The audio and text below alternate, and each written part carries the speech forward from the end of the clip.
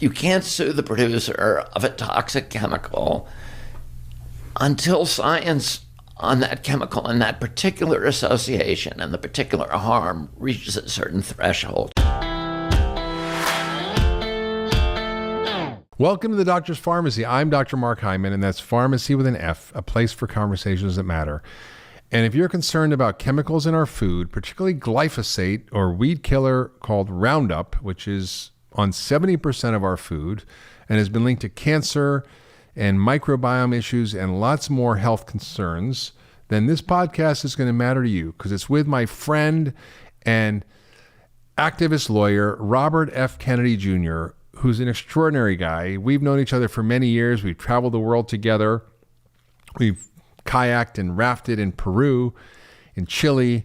We've gone through many adventures, near-death experiences, and it's just been a pleasure knowing Bobby because not only is he an activist, leader, environmentalist, but he's also a heck of a lot of fun. So Bobby serves as the president of Waterkeeper Alliance. He's the chairman of the board and chief legal counsel for the Children's Health Defense and of counsel to Morgan & Morgan, which is a nationwide personal injury practice.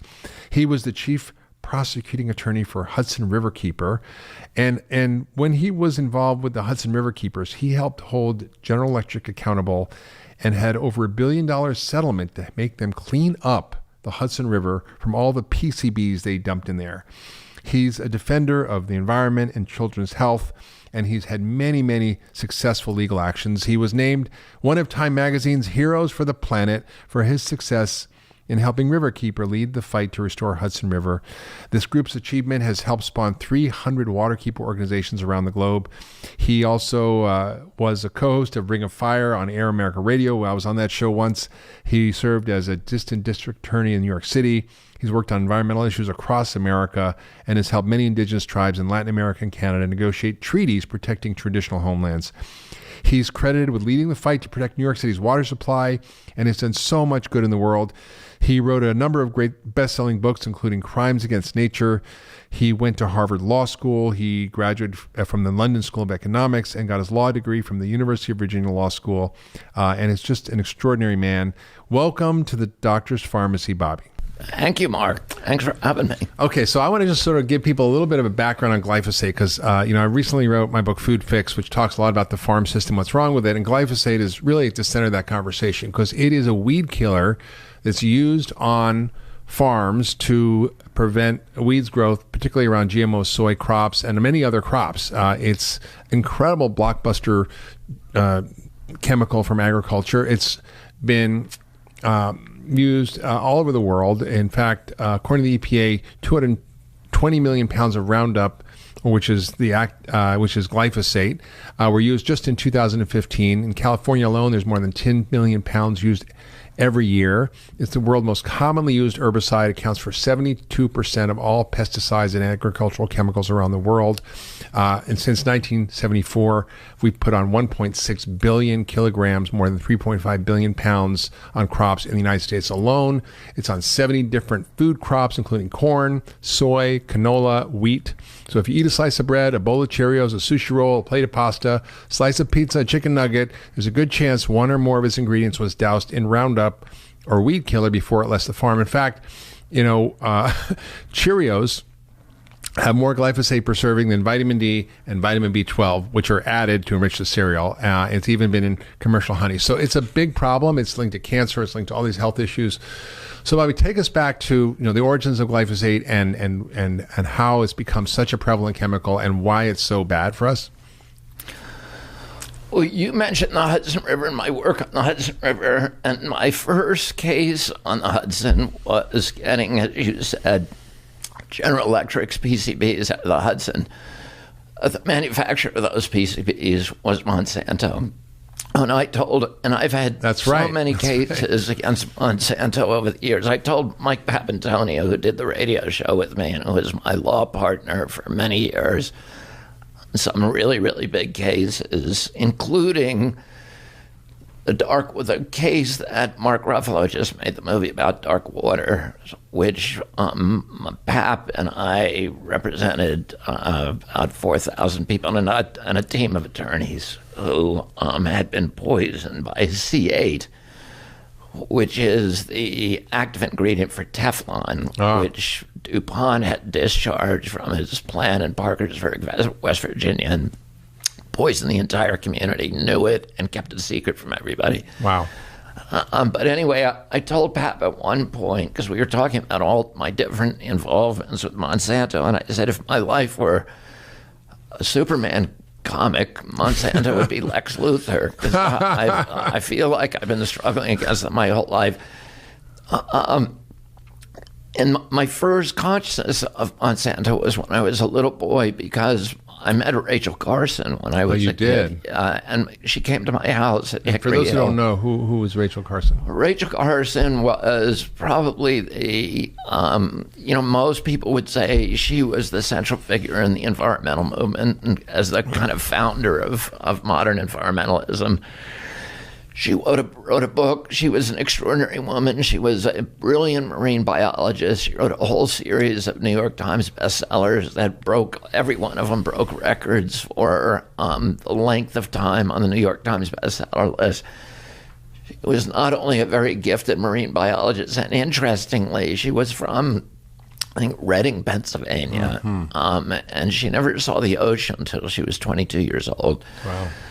But she was, she was 180 IQ, and she was a brilliant writer and a brilliant communicator, and had this, this gift of empathy for all creatures. And she wrote Silent Spring, which was sort of the beginning. And she wrote Silent Spring, and Silent Spring was a really important book because up until she wrote that book, nobody did not believe that the chemical industry was what it pretended to be, which was this huge boon to American prosperity. Better living through chemistry, better right? living. It was.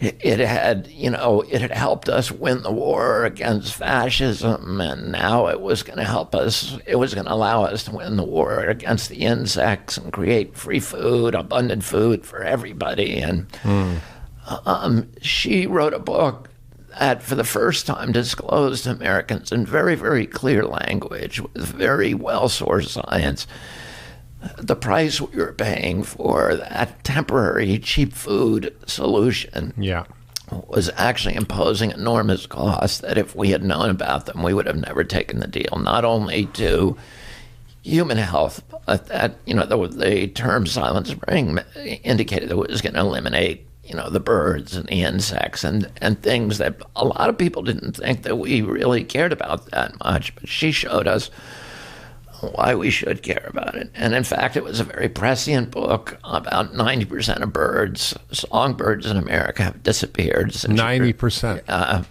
Since she wrote that book. We're living in a very different world today than I grew up in and you grew up in. Yeah.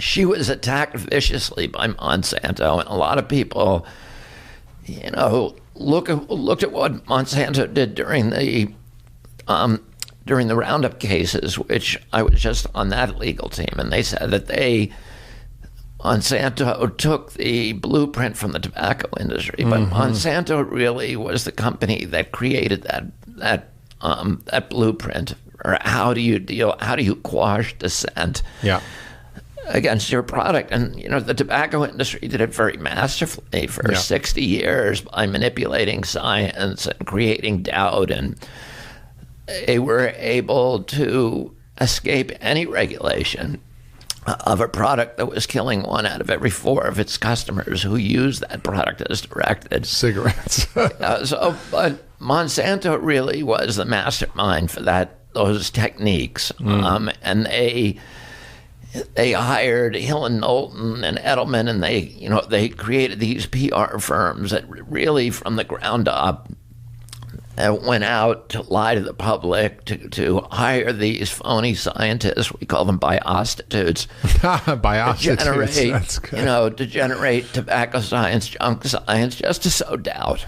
Yeah, that's what the food industry does too. And that was their strategy. But when Rachel Carson published this book, and it was published in serial form in the New Yorker magazine, and then it went on to, then the book was consolidated, and I think It stayed for many, many months on the bestseller list. I remember 62 weeks or something that it was number one on the bestseller list. And that could be wrong, but I think that's right. They mounted a very, very concerted and deliberative attack against her. They sent these white-coated lab scientists, medical doctors, every community in the country to lecture about the benefits of pesticides and how Rachel Carson was crazy. Yeah, and they went out and they found third-party front groups with integrity. The institutions in our society who they would secretly co-opt with payoffs, etc., who then go out and act on their behalf without their fingerprints on it. And they got the American Medical Association to condemn Rachel Carson. They got Time Magazine, Life Magazine, Sports Illustrated, the American Garden Clubs, all of them to attack Carson. And if you read the contemporary critiques of her at that time, they almost all use the same language, and they often attack her very personally. You'll read that she's a spinster, which was the modern, the contemporary euphemism for lesbian. Oh, no. So they're really trying to discredit her, and she never defended herself. She was dying of cancer at the time. But I'm very proud that my uncle, President Kennedy, stepped in, and he defied his own USDA, his Department of Agriculture, which had already been captured. It was a captured agency. It was all bought and owned by Monsanto, even at that early date. Really? The food industry owned the USDA, and that's a huge problem today. It is, yeah. And they were attacking her, and he had to go against them. He created an independent. He got Jerome Wisner, who was his chief science advisor, to put together a panel of scientists with impeccable credentials to go through every important or relevant material assertion in her book and to validate the science. And they came back and they absolutely vindicated Carson. And but at the time that I met her, when she visited Hickory Hill, she was under attack. Yeah. President Kennedy's vindication of her ended up being an important part in planting the seeds for Earth Day, which happened 7 years later. First Earth Day and the passage of FIFRA, the Federal Insecticide, Fungicide, and Rodenticide Act in 1973, and the ban that year of DDT. Yeah. So DDT had, wiped out peregrine falcon, which had gone extinct on the East Coast, and of course it was causing health impacts that people didn't know how to assess or evaluate. Yeah, on humans. Right, and Monsanto, it was the flagship product for Monsanto. So the loss of that product, which was the biggest pesticide in the world at that time, was something that they had to quickly repair. And they found at that time a tank scalant, which is a chemical that was used to remove metals and accretions of calcium and other compounds from the inside of metal tanks. That was glyphosate, and that's why it had been developed. But at some point in glyphosate's history, somebody had thrown a bucket of it out in the lawn and noticed that it killed everything. And Monsanto took a look at that and said, we can make an herbicide of that. During the first decade of its use, it was a conventional herbicide. Farm workers would strap a tank of glyphosate onto their backs, and they would go through the cornfields. Yeah. In the early days, right after the planting, when the weeds were the same side, were competing with the corn saplings. And they would spray the weeds and kill the weeds to give the corn time to grow high enough so the weeds could no longer compete. Yeah. So the spraying took place very, very early in the season before there was any food on that plant. Yeah. And then in 2000, or in 1994, And Monsanto, or glyphosate, was not a particularly noteworthy herbicide at that time. It had many, many competitors in the marketplace. And then something changed in 1994, which was that Monsanto introduced Roundup Ready corn. And what had happened is they would spray they were dumping they were dumping the glyphosate or the Roundup out in the grass. At one point, they noticed that there was a weed that was not being killed. And they said, that weed is immune to glyphosate. Yeah. Let's take a gene out of that weed and put it in corn and make the corn immune to glyphosate. And that was really the first big GMO crop. Yeah. And now you could fire all those farm workers and you could fly an airplane spraying pesticides and saturate the entire landscape with just one guy. Yeah. And everything would die except for the Roundup Ready corn. Yeah. And it changed the face of agriculture across the planet. Within a few years, most of the corn was Roundup Ready corn. Virtually all corn grown today is, 95, 98% of it is Roundup Ready corn. It's Roundup's, it's Monsanto's corn. Yeah. They sell the seeds and they sell the herbicides. It's a closed circuit. It's a closed circuit, and they also implant in the seed. They've done other genetic manipulations that allow that creates a plant that reflects the sunlight, certain spectrums of light. So you can actually fly a plane over the cornfields with a special camera, which is what Monsanto does. They can photograph it, and they can know from the air which are Roundup Ready corn and which corn is natural corn. And they have a list of all the people who have paid for their corn. If you're a farmer and you happen to have their crop on your property and you haven't paid for it, then they sue you. And that's right. One of the things that makes them very notorious. Those lawsuits against individual farmers, a lot of times they've got Roundup corn on their property because of drift, because the corn drifted onto their property, but it's not what they bought. Wait, just to recap that's important. So basically what happens, because of wind, there's a farmer who has regular natural corn and a farmer who has Roundup Ready corn, and it drifts over to their farm and it starts growing, and then Monsanto sues them because they're growing their genetically. Seeds have become pollinated by the Roundup Ready. Right, by the patented seeds have fertilized the seeds, the natural seeds, the heritage, corn of the farmer. So the next year, he's got Roundup Ready corn or a large part of it on his property, and then they sue him and make him pay for it. Wow. So, so not only are they poisoning farmers, they're trying to make them bankrupt.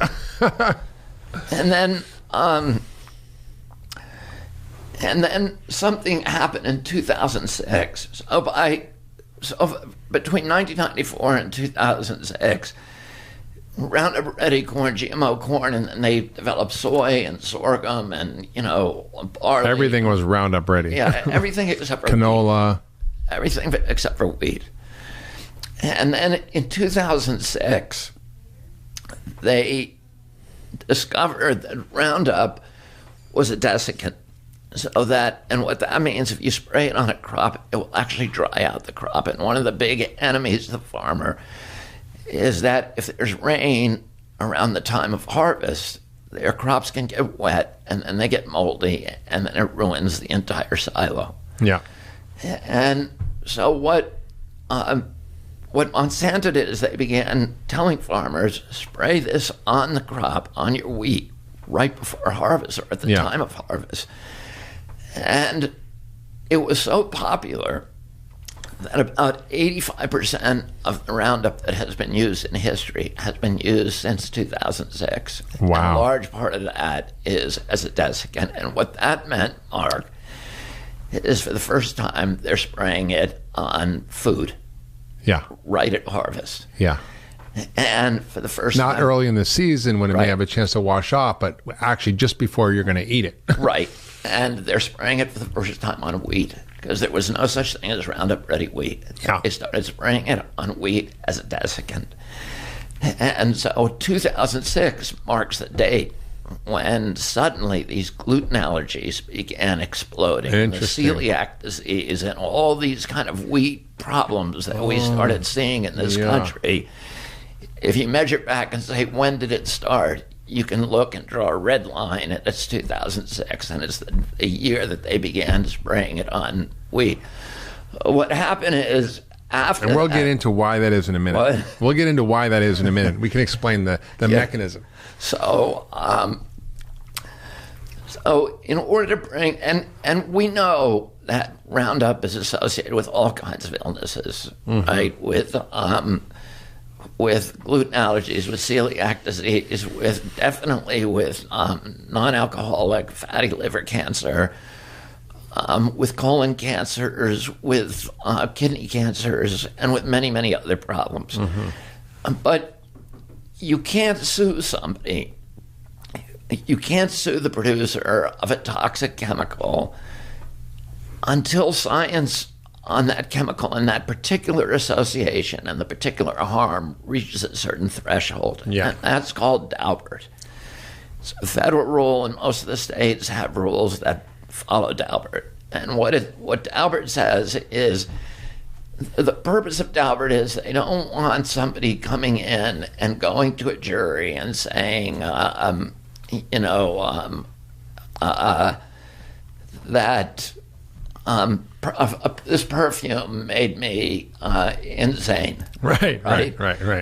Because they want to make sure that there's enough science that you can't just bring a weird theory or a marginal theory into so it's a court level of evidence that to the jury and have the jury decide on that. So the judge has to say that the science on this is actually mainstream enough. It has passed this threshold that I'm going to allow you to explain this to the jury. Yeah. And so we couldn't sue Monsanto, even though we all knew it's causing all these problems. We couldn't sue them on it until 2015. Because in 2015, the IARC, which is the International Agency for Research in Cancer, I'll just stop for a second and tell you who IARC is. IARC is an agency back in the, I think it was the 70s.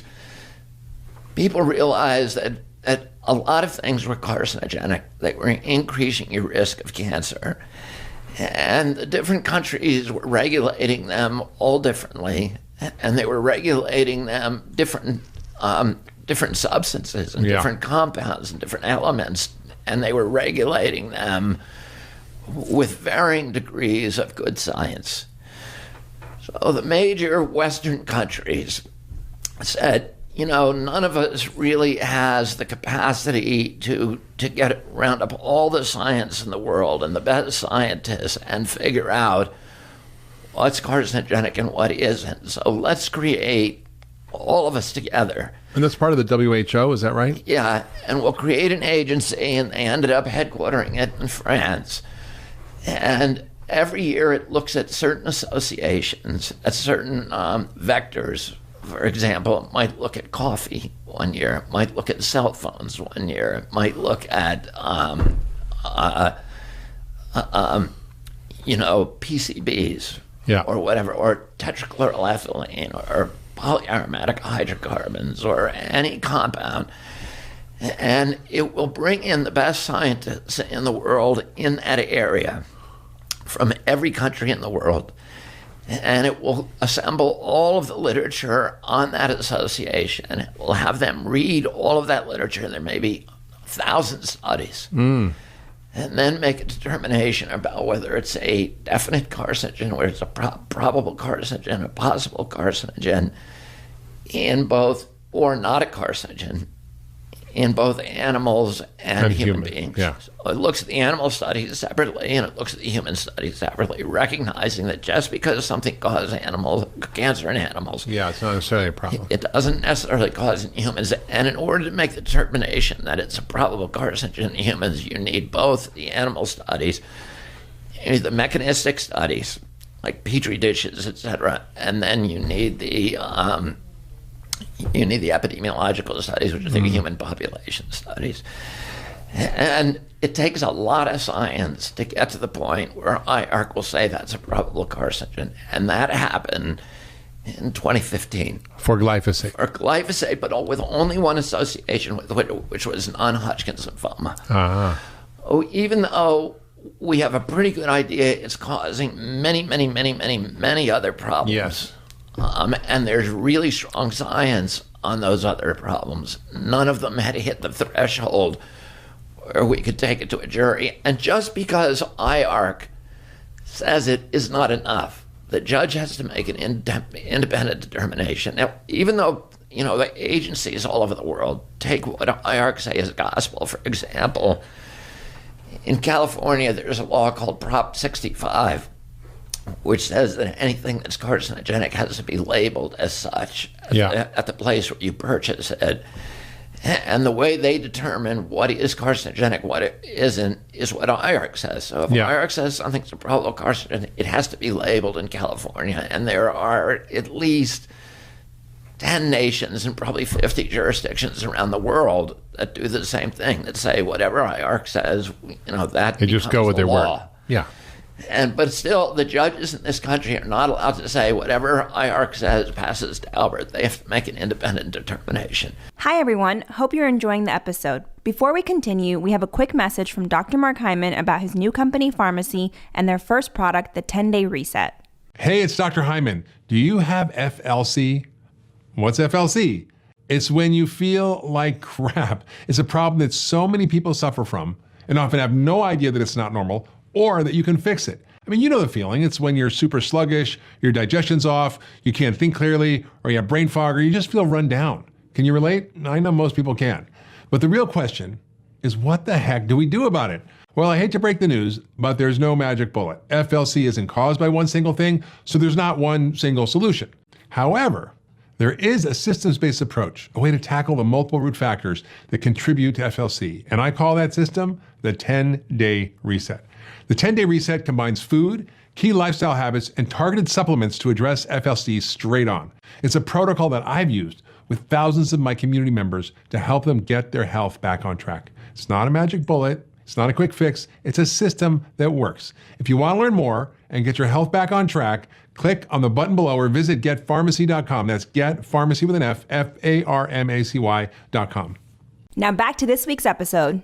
Once we got that decision from IARC, a couple of firms, mainly Baum Hedlund, here in Los Angeles, another firm called the Miller Firm in Virginia, and Morgan and Weiss Luxembourg filed suits, and they began collecting cases and advertising for them. And so 2 years ago, we had about 14,000 cases. There were 6 firms. And it's massive. Baum Hedlund had about 1,400. And we filed on a lot of suits. Now, were these all individuals who had glyphosate exposure and non-Hodgkin's lymphoma or other things?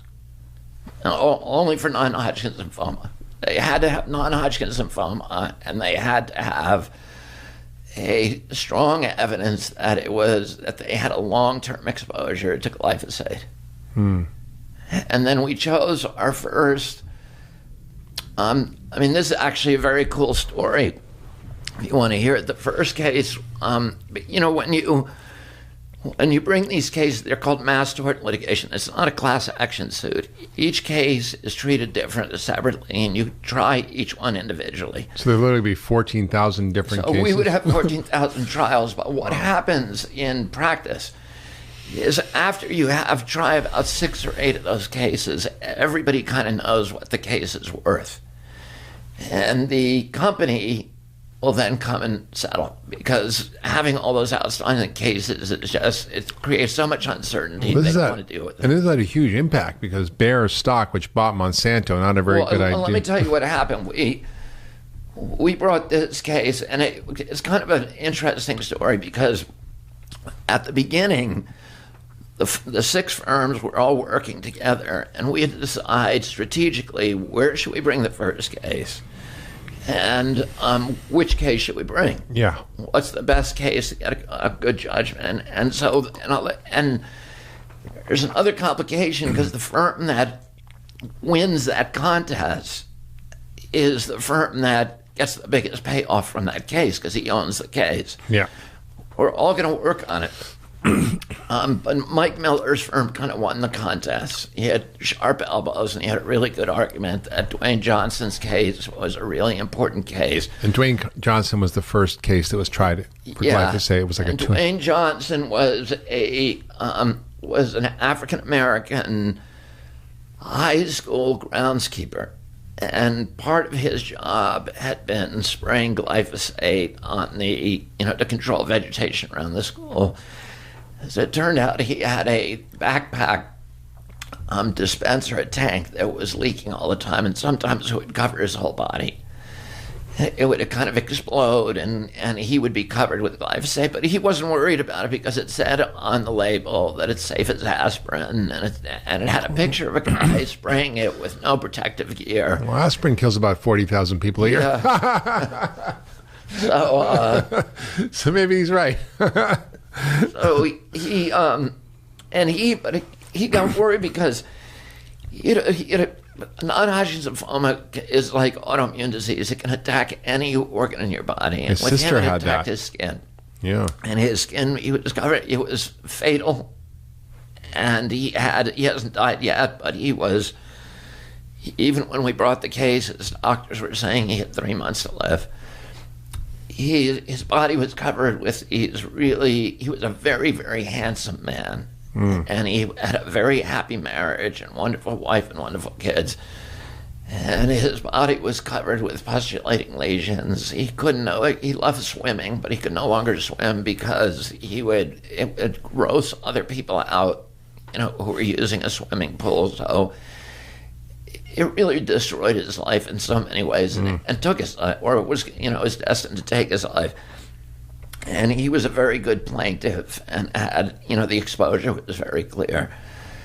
Mike Miller was supposed to bring the case. He's a Virginia law firm, but about 2 weeks before we were going to bring the case to trial, Mike Miller, who's my age, was 66, was injured in a kite surfing accident off of Cape Hatteras. He rigged the kite wrong, upside down, and it lifted him up and slammed him against the pier, and it broke his back, broke a lot of ribs. And he called us from the hospital and said, we're going to go forward with the case, but you guys, your firm, with Baum Hedlund, needs to step up and take a bigger responsibility because, he couldn't be there. Yeah. And he assigned his partner, Tim Litzenberg, to lead the case. And about a week later, we were on the phone with our firm was on the phone, or Baum Hedlund was on the phone with Tim Litzenberg, and he had a grand mal seizure while he was on the phone, strategizing about the case. And it turned out that Baum Hedlund really had to take the lead in the case. Yeah. Now, I think it was a lucky thing because there was a kid at Baum Hedlund who'd been working on this case for 2 years named Brent Wisner, and he's a brilliant attorney. He looks kind of like Jonah Hill. And he has just a genius mind and extraordinary capacity to communicate with the jury. He is unflappable. He had total command over the science and and that a very, very unusual ability to be able to translate very complex scientific concepts to people who may not even have a high school education. Yeah, could get. And the first case we had was in San Francisco. We had that trial, and he asked the jury in the end for $300 million. We were saying, Brent, you can't ask him for that much. Because, that's a big strategic consideration at the end of a trial. Yeah. How much you ask, because if you ask too much, the jury, it smacks of overreaching, and the jury may punish you. Right.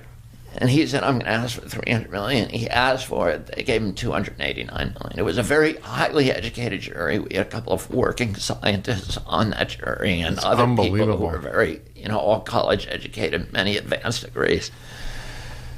We did the next trial. Amy Wagstaff tried the next trial in federal court in San Francisco, and we expected that we could lose that case. We had a judge who was very hostile to her, and we couldn't read the jury very well. We won $89 million in that. That was 2.5 months later. The third trial we tried in Oakland, and at the end of that trial, Brent, we had that meeting the night before the closing argument, and Brent said, I'm going to ask him for $1 billion. And we said, no, you can't do it. He went ahead and did it. They came back with a $2 billion judgment. $2 billion. And what you were saying about the impact on Bayer. So when we were picking a jury in the first case, in the Dwayne Johnson case, Monsanto, in one of the most brilliant corporate maneuvers in history, sold itself to Bayer for $63 billion. And we were already picking a jury. Right.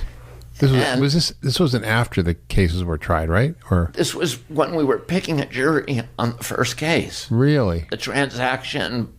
Why would they want to do that? Crazy. I don't know. And then they I think I don't know what Monsanto told them, but clearly Monsanto must have told them that they were going to win the case. I mean, their stock price went down $34 billion. It went down after the first case. It dropped 17%. In the second case, it dropped. Bayer's share price dropped 30%, and then it dropped ultimately 50% in the third case. It's hovered between 30 and 50. But I saw a couple of weeks ago, I saw that the Wall Street analysts were evaluating Bayer's total value as a company at $63 billion, which is the price that they paid for Monsanto. It's crazy, and they just fired the CEO. The board just fired the CEO of Bayer, right? Yeah, the chair. But Bayer's value today is the same price that they paid for Monsanto. So the entire value of Monsanto has been completely erased. Wow. Which is, to me, justice. Yeah. That company was a bad company. They brought us Agent Orange, DDT, PCBs, dioxin, and glyphosate. Yeah, also, they bought Searle, and which is a pharmaceutical company. Yeah, but they owned a sugar substitute. Mm-hmm. NutraSweet. No, the other one. Aspartame? No. Aspartame. Yeah. Which is, they had a niche in finding all the bad chemicals and selling them really well. Chemicals that nobody else wanted to touch, and that was Monsanto. And then they had a corporate culture that was like a cowboy, black hat back. Well, their motto is essentially, we need this type of agriculture to feed the world. I know people have been in Monsanto, and their mantra is, we need to feed the world. We need GMO seeds. We need these herbicides and chemicals in order to feed the world. And that just isn't true. When you look at the data, it's really clear that you can grow as much food or more food, better food, without all those chemicals, without those seeds. And this has been demonstrated all over the world. And like in Europe, there's been incredible studies where they don't allow GMO foods there. And you can look at the amount of pesticides and herbicides they use is far less, and the yields are no worse. In fact, maybe better. Plus the soils are better, and they're more absorbing carbon, and the soils are the biggest carbon sink. Yeah. And we've destroyed that using glyphosate. And then, of course, you look at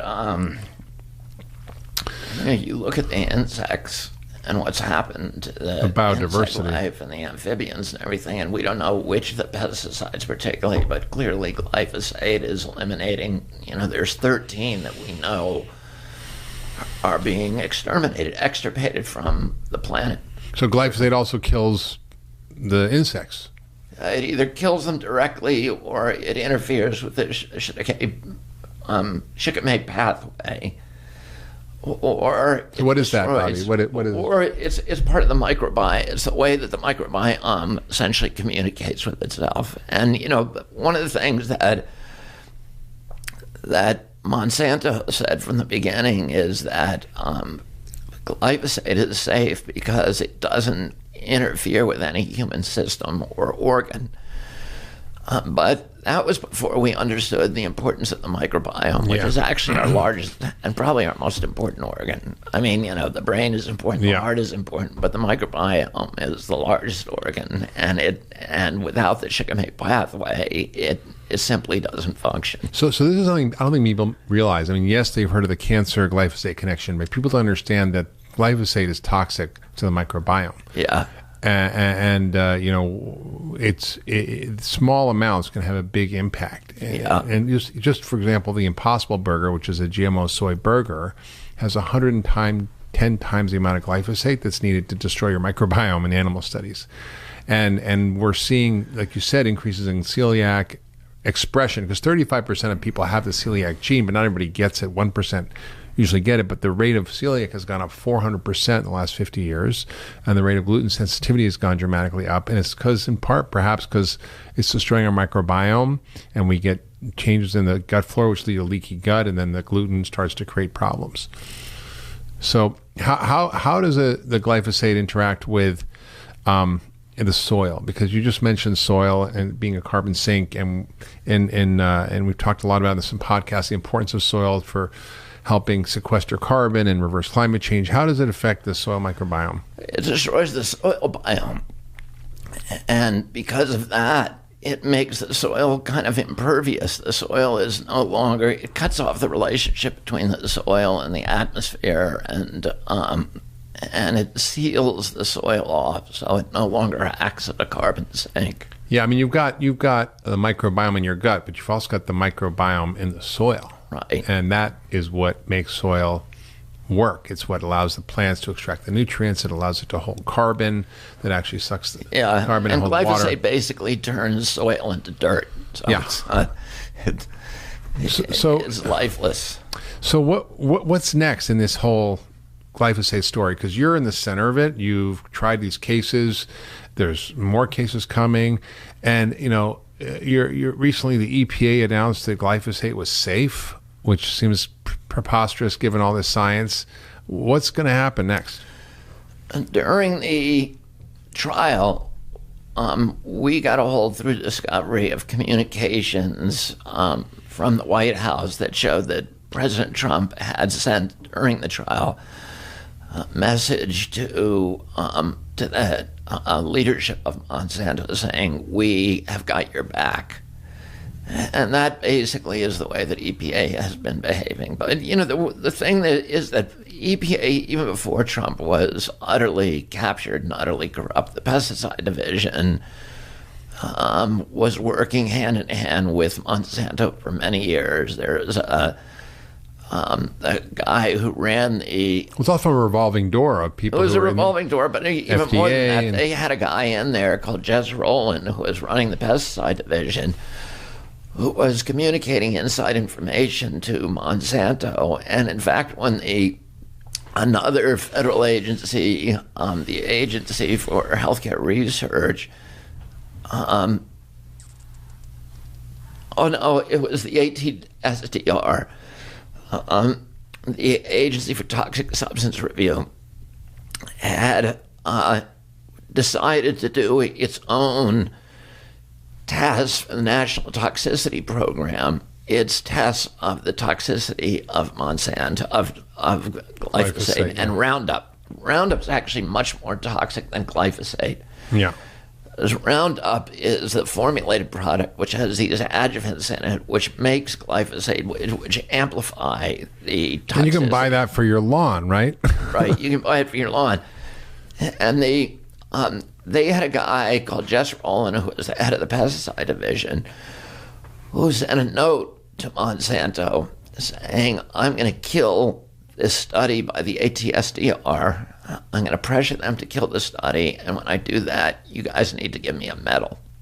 So we had that email. Wow. And the judge wouldn't let us show the email to the jury. Why? The judges are funny. They don't, we thought it was relevant, but the judge thought maybe it was too prejudicial. Well, it was. Yeah, it was. It was incriminating. And they should have seen it. But anyway, they still gave us $2 billion because of all the other stuff. Well, that's the reason they gave them $2 billion is because we had reams of that kind of material, these secret communications that showed that Monsanto was running EPA.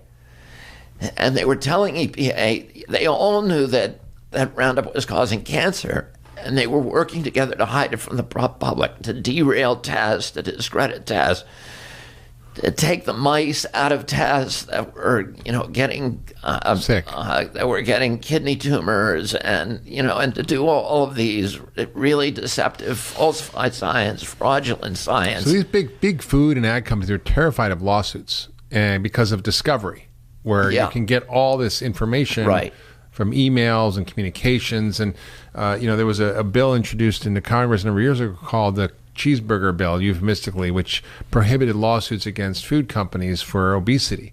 And it was passed in the Congress. It was defeated in the Senate. But then they found out a way to get it in states all over the country, which prohibits people from suing fast food companies, which they're terrified of because of exactly what you're talking about. And I think it's such an important thing for people to they don't want to win the lawsuits. They want to make sure you can't bring the lawsuits. Exactly. And now you did, and you're discovering all this dirty laundry that is the intersection of where big ag and the government have been colluding to suppress information that's hurting the public. And it's kind of shocking. I mean, even for me to hear it, the level of the relationships, the revolving door between Monsanto executives, the EPA, the USDA, the FDA, is kind of terrifying, right? Yeah. And what are the kinds of things that you found in that discovery that were sort of surprising that kind of illustrate that way in which our governments are co-opted by the it's just a manipulation of the science. I mean, at one point, so they knew it was cancerous. Very early on, yes, from the beginning, they knew it was cancerous. And the way that they would in fact, EPA originally said its initial licensing for Roundup said it is a carcinogen, and they based that on a study, on a mouse study where I think, I don't know, 70 or 80% of the mice got kidney tumors. And you had another, they brought a Monsanto, and we got all of these internal documents from the Monsanto that showed they were going to pay this scientist a huge amount of money to come in and dispute those findings. And the EPA let them reopen that test, and he came in and claimed that he found tumors in the control groups, but he never showed those tumors to anybody. Mm-hmm. They threw out the study, and they said, but Monsanto had to promise to redo the study, and in 40 years they've never redone it.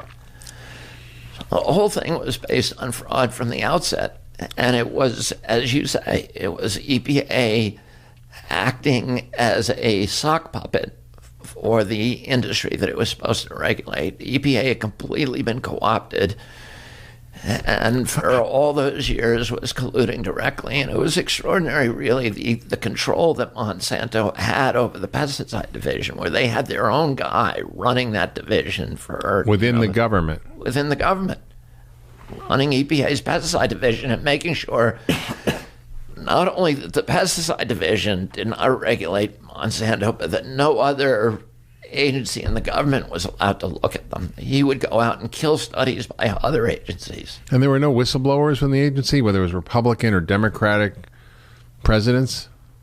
Well, there are periodically whistleblowers, but you'd think, maybe the Clinton administration, Obama administration might have sort of dealt with this, but why wouldn't they? Are they scared of Monsanto, or are they? The agency capture is pervasive, and that's an important sentence. Agency capture is pervasive, and that is exactly true in every aspect of the government, including and especially the food industry. And it's not just revolving doors. There are a million different little ways that agency capture occurs. And, and it's not even, oftentimes you'll see high-level officials, high-level officers from, polluting corporations who are brought in to run the agency, or lobbyists. But even more than that, people who work for those agencies, first of all, the budgets of the agencies are controlled by governmental committees.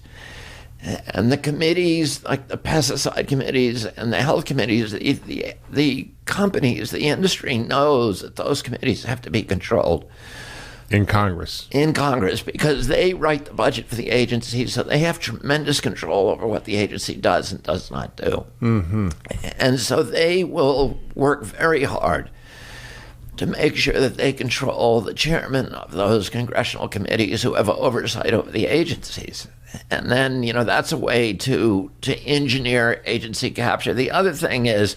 Yeah, I mean, almost 100% of the ag committees in the House and Senate are highly funded, and the members are highly funded by companies like Monsanto and their campaigns. For example, the agricultural committees, the chair of those committees will always be the biggest receiver of chemical and big ag. It's going to be Cargill and Smithfield and Monsanto, who are paying that guy's campaign, who've given millions and millions of dollars over the career of that politician, and he's bought and sold and owned. He is a sock puppet for those companies.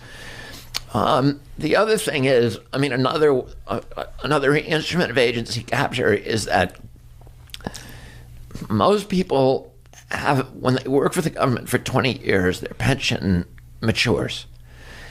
And they're going to get a 50% pension, someplace 100% pension for the rest of their lives. Yeah. So at that point, they will often leave the agency and go work for industry and continue, and then they're collecting two salaries. Yeah. The industry has an open door for those people, and everybody knows it. And they're going to pay them huge bonuses, very, very big. And so when those are the people who run the divisions within that regulatory agency. So that's the guy, because he knows he's been there for 20 years. So he knows everybody. He's in charge of the division. Right. He's all the relationships. Everybody else in the division is working for him. They take his lead because their salaries all depend on him. He knows that he's preparing the groundwork so that he can have a soft landing at Monsanto or wherever else. He needs to do them a bunch of favors while he's still in office there. And then on the 20th year, he can go over and work for the company. But everybody in that agency is being schooled in that. Mm-hmm. So, the whistleblowers get weeded out and they get sent to, offices in Dubuque where they can't cause any problems. And there's an example of what you've talked about, which is corporate kleptocracy, right? Yeah. Which is this concept that our government's been co-opted in ways that is scary. When you talk about it in general as the government is influenced by corporations, you could dismiss it. But when you hear the depth of the discovery that you did with the glyphosate case and Monsanto, all these relationships come out, all these communications come out, and it's frightening as a citizen to think about who's running the government. Right. Yeah, well, it's not us anymore. No, how do we deal with that? I think the lawsuits, litigation, is this the thing that we have to be doing more of in the food industry? That's a bigger question. It's about how do you halt the free fall, the devolution, which has now become a free fall of democracy into corporate kleptocracy, into ultimately plutocracy. It's the big, the end game that Eisenhower warned us about on January 17, 1960. The military-industrial complex, right? And said, the biggest threat to America is not a foreign enemy. It's the military-industrial complex, which will destroy democracy, which will turn America into a national security state, and an imperial country abroad, and a national security state at home. And it essentially transform this model democracy into a plutocracy. And, for 40 years, we've seen this systematic attack on the institutions of government, the regulatory agencies, and the American middle class, the things that really made America a stable democracy. And, at this point, the Citizens United case was probably the biggest assault on the integrity of democratic institutions. So can you talk about what that is? People might not know. What is this? What is Citizens United? Citizens United we had a law that was written in 1907 that made it illegal for corporations to give political campaign contributions to federal officials. And there was a period in American history in the 1880s and 1890s, a period that we know as the Gilded Age, when we really did lose American democracy. America, by the end of the Gilded Age, it had very little claim to being a democracy anymore. It was being run by large trusts, by the Standard Oil, by the Oil Trust, the Sugar Trust, the Steel JP Trust, Morgan, the Mellon family, and they all were on interlocking boards on on all of these big industries which were monopoly controlled, and the railroads, the steel industry, the sugar industry. And that's what Teddy Roosevelt came and was a trust buster, right? Well, a whole bunch of things happened once. You had a populist movement, which was in the agricultural areas, and you had a progressive movement, which was in the city, and they kind of blended, which were people who were fighting this takeover of our country by large corporations. And then you had muckraking journalists like Sinclair Lewis, Ida Tarbell, and Upton Sinclair, and many others who came along and who were directly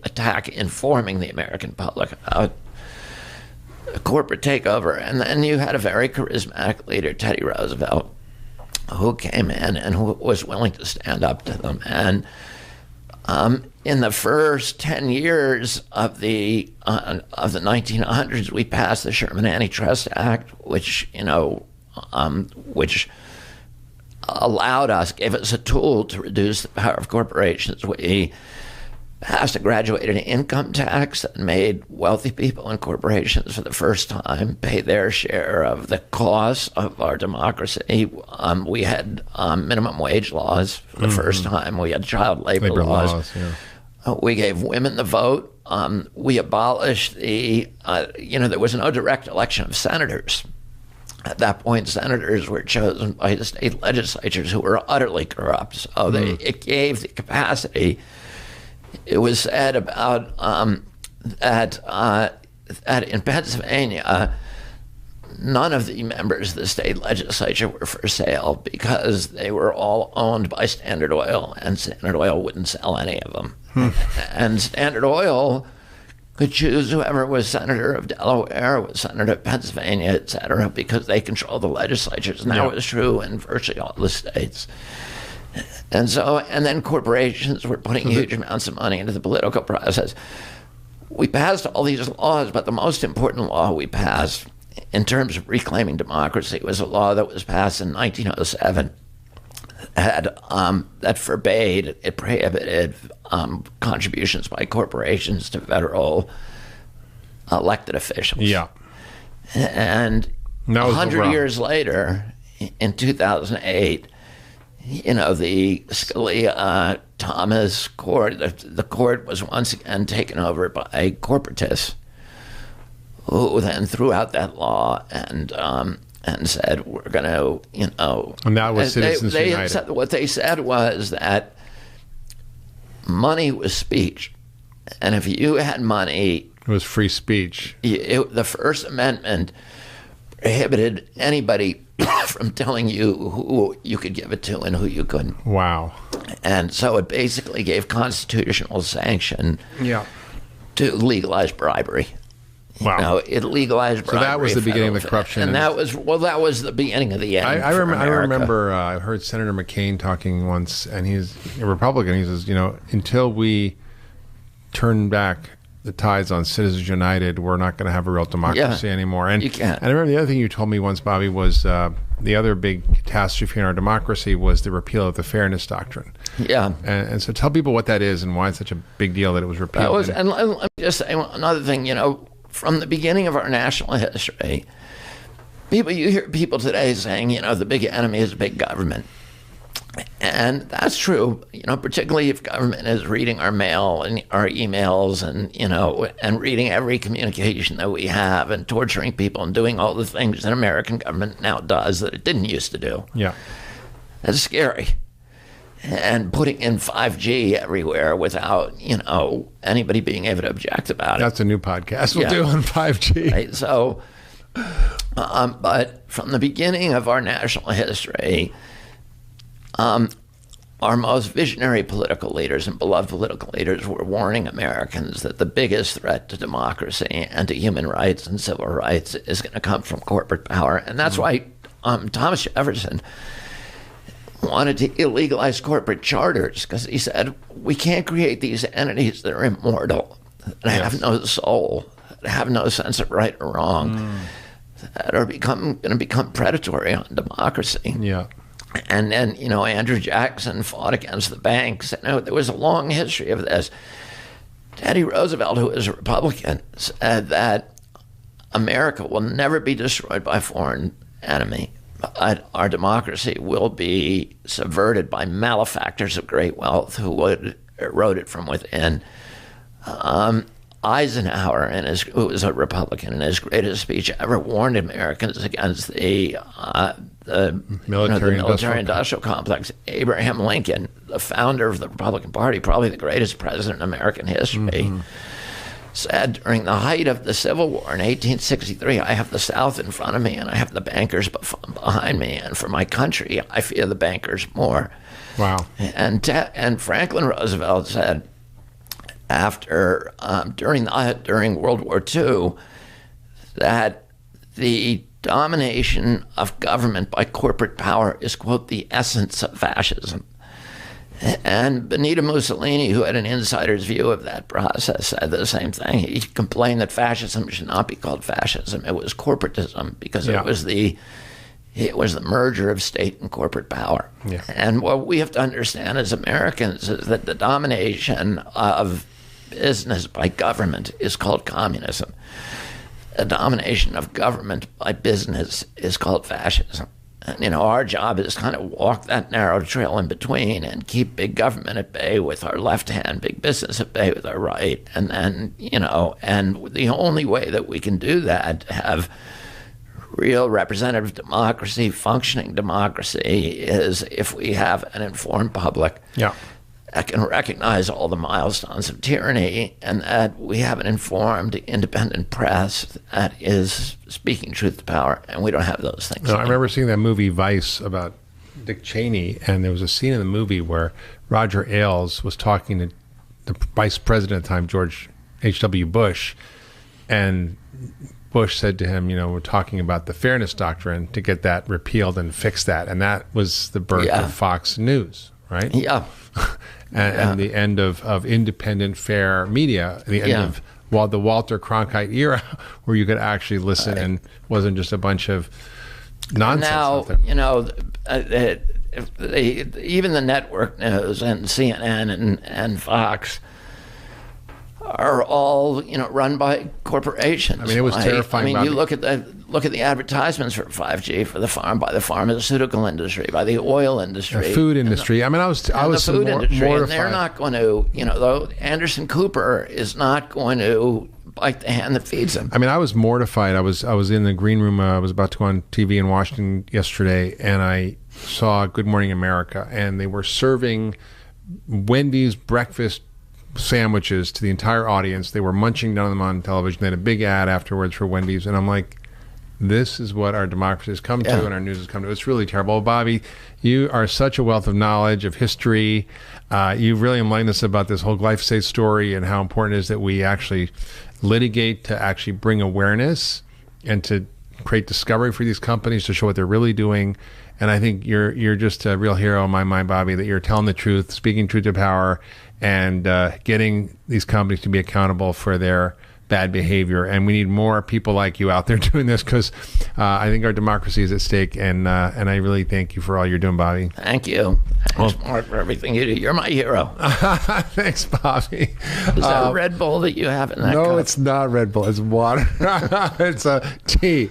So thank you for listening to Doctor's Pharmacy. I hope you enjoyed this conversation. If you love this podcast, please share with your friends and family. Leave a comment. We'd love to hear from you. Subscribe wherever you get our podcasts. And we'll see you next week on the Doctor's Pharmacy.